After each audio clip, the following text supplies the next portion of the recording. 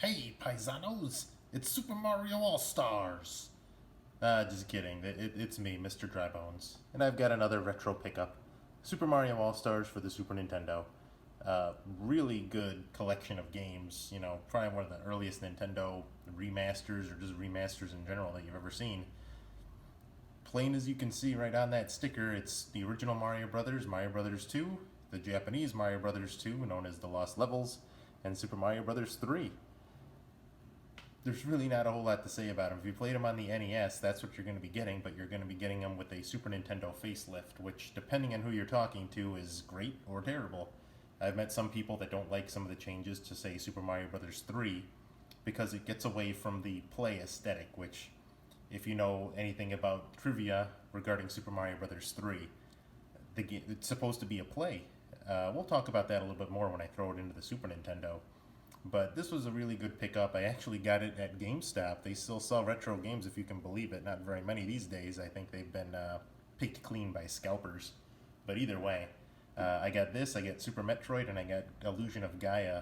All three of those we're going to talk about at some point. But right now, we're just going to talk about Super Mario All Stars. So my history with the game is I never really had this one. I do have the Wii re-release that they did for Mario's 25th anniversary, which also came with I think it was an art book and a soundtrack. I never bothered to open the soundtrack, but I digress. It was a good purchase, but I really think the Super Nintendo was the way to go. It just feels better playing it on a Super Nintendo with a Super Nintendo controller. You know, kind of like playing the original games on an NES. It's just not the same playing it any other way. But anyway, let's go ahead and throw it in, and let me show you what we got here.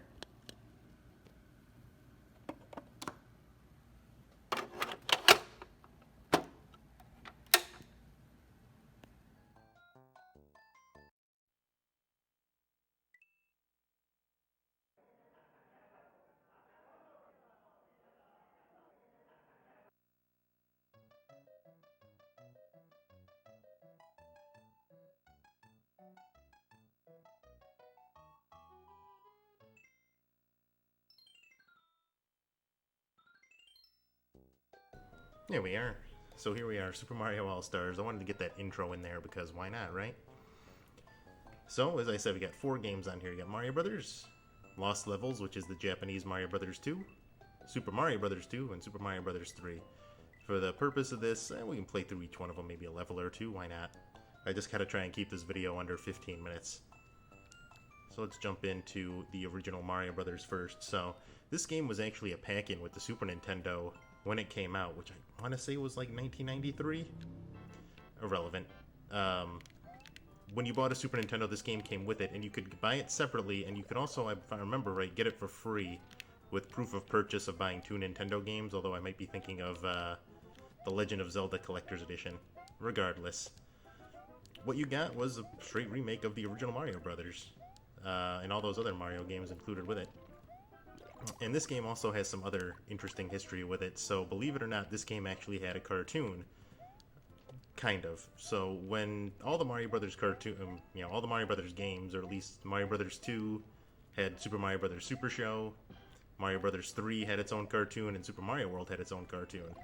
So, interesting thing about that is DiC, which made all those cartoons, took them all and repackaged them together as Super Mario All Stars. So in its way, this game had its own cartoon series.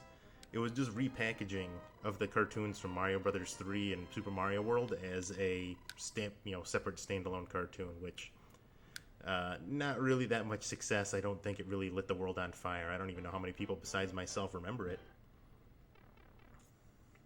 But then, besides this, what they also did is Nintendo, at least Nintendo of America, released Super Mario All-Stars plus Super Mario World, which included Super Mario World on the game, and to my knowledge, that was only released in the US. And the neat thing with that was it's the exact same as this one, but with Mario World, and the changes they made to Mario World was giving Luigi his own sprites. And these weren't just recolors of his, Mario Brothers 2 sprites like they did with Super Mario, the Advanced series. They were all brand new sprites, and Luigi would spit fireballs, he would slide on his knees, and I think that was it. Oh, and when he finished the level, he'd look at the camera cross-armed like a boss. It was pretty neat. I've never played that version myself.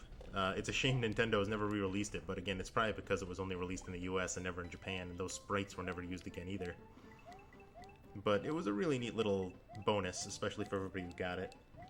That one was also, I believe, a pack-in, or you get it for free for sending in some proofs of purchase. I don't remember. Here we go, we'll finish this level. We'll go to World 4. Ah, shoot. That's okay. There's another mushroom right here. We'll jump over to Super Mario Bros. 3. No, we'll do Mario Bros. 2. I was always partial to Mario Bros. 2 myself. That's the one I had Mario Bros. 2 and 3 growing up, but Mario Bros. 3 is always gonna hold a special place in my heart, and, well, they all are. Oops. There we go. Save and quit. Back to the title. A lot of people say that Mario Brothers and Mario Lost World control a bit differently. I've never really felt that way myself. I've always felt it controlled pretty well. Yeah, let's go into Mario Brothers 3 since... Here we go. So if you don't already know, Mario Brothers 3 is supposed to be a play, but specifically it's supposed to be a play retelling the events of the first Super Mario Brothers game. And this is even kind of alluded at long before Nintendo admitted it in Super Mario Sunshine. When Mario would start up the FLUDD for the first time at the intro, the FLUDD would show Super Mario Brothers, Super Mario World, and Super Mario 64. Which, when you think about it, makes sense because Super Mario Brothers 2 takes place in a dream, and Super Mario Brothers 3 is a reenactment of the original game.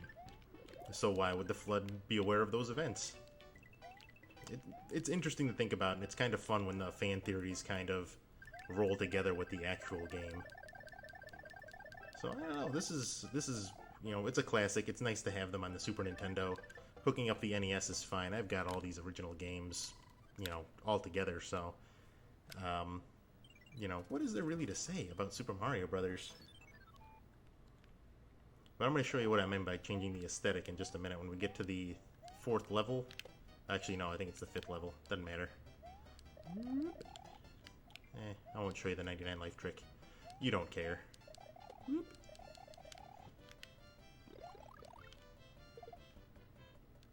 yeah, this is Super Mario All-Stars. This is something that...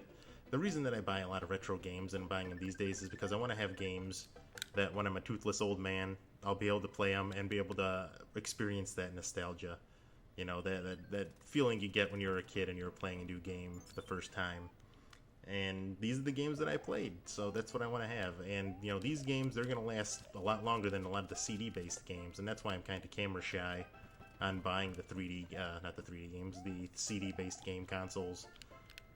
Because, you know, you might get something with disc rot, and then you're left with nothing, whereas the cartridge-based games are probably going to last a lot longer. You know, they're not going to last forever, of course, but I think they'll last through the rest of my life. Which hopefully is a long way off. Alright, let's get the warp whistle. There we go. Yeah, I tossed out some, come on Mario, there we go.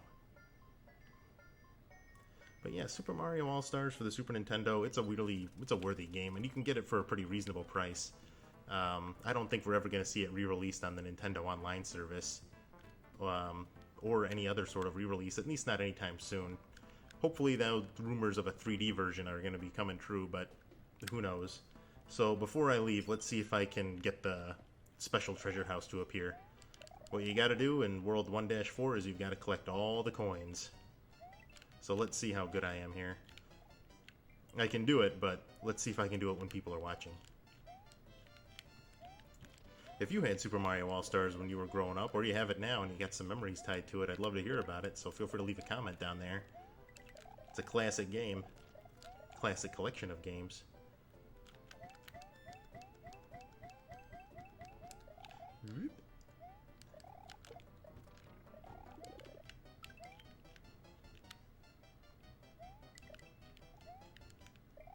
Ooh, almost messed it up right there. Alright, this is the tricky part.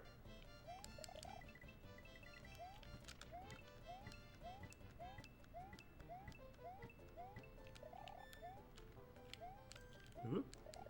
Can I do it? Only 3 more coins. Nailed it.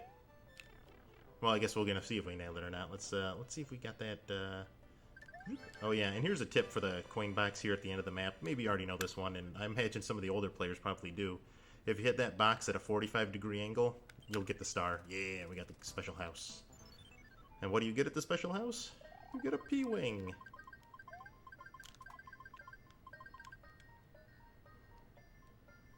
There we go. So yeah, that was Super Mario All-Stars. We took a look at, a couple of the games on there, but I don't want to spend too much time because I don't know how much I could ramble on about it. It's a great game. I would recommend getting it if you have a Super Nintendo collection or if you want to just bolster it with anything. Maybe find the Wii version if you can. But thanks for stopping by. I hope you enjoyed this version of Look What I Got with Mr. Drybones. And I don't know what I'm going to play next, but stay tuned for after the video because I'm sure I'll have that put together at some point. Have a good one, and I'll see you next time. Our next video should drop on Monday.